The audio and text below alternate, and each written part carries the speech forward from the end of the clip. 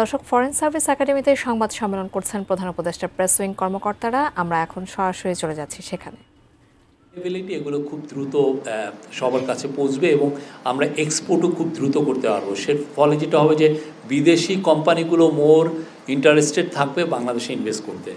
তো এটা 2024 সালে এরকম একটা নীতি করা হয়েছিল, কিন্তু দেখা যাচ্ছে যে ওইটাকে আবার রিঅ্যাসেস করে একটা সচিব কমিটি রিঅ্যাসেস করে দেখেছে যে এটা এটা অনেক ইট ফেল শর্ট অফ এক্সপেকটেশন। এটার কিছুই এটা বেয়ার বোনস ছিল এবং যেটা হয়েছে যে এটার পুরো 2-3 পৃষ্ঠা জুড়ে শেখ মুজিবের বন্দনা ছিল।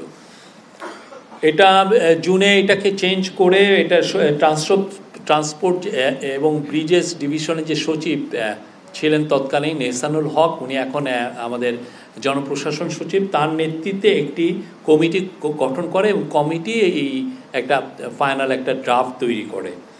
তো এইটা মূল ফোকাসটা হচ্ছে যে 2050 সালের মধ্যে আমাদের যে লজিস্টিক্যাল যে ইস্যুগুলো, আমরা ফোকাসটা থাকবে হচ্ছে মোর অন রেলওয়ে এবং নৌ পরিবহনের উপরে। আপনি জানেন বাংলাদেশের বিশাল পরিমাণ এখনও 3000-এর মতো কিলোমিটার ন্যাভিগেবল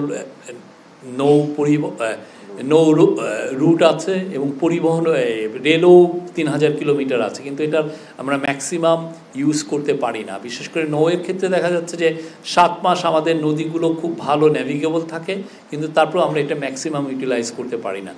এদের যাতে ম্যাক্সিমাম ইউটিলাইজেশন হয় সেই বিষয়ে এটা জোরদার করা হয়েছে।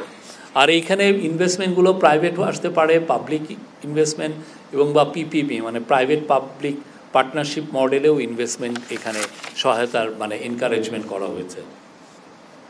এটার মাধ্যমে আমাদের লজিস্টিক্যাল ইস্যুগুলো একটা ডিজিটাল ইকোসিস্টেমে এসে পড়বে, যাতে আমরা অনেক কিছুই যেমন অনেক কাস্টমসের যে ফিসগুলো বা কাস্টমসের যতগুলো ডকুমেন্টেশন, এগুলো সব জন্য রিয়াল টাইমে ডিজিটাল কাস্টম বা ক্লিয়ারেন্স করা যায় সেই ব্যবস্থা রাখা হয়েছে।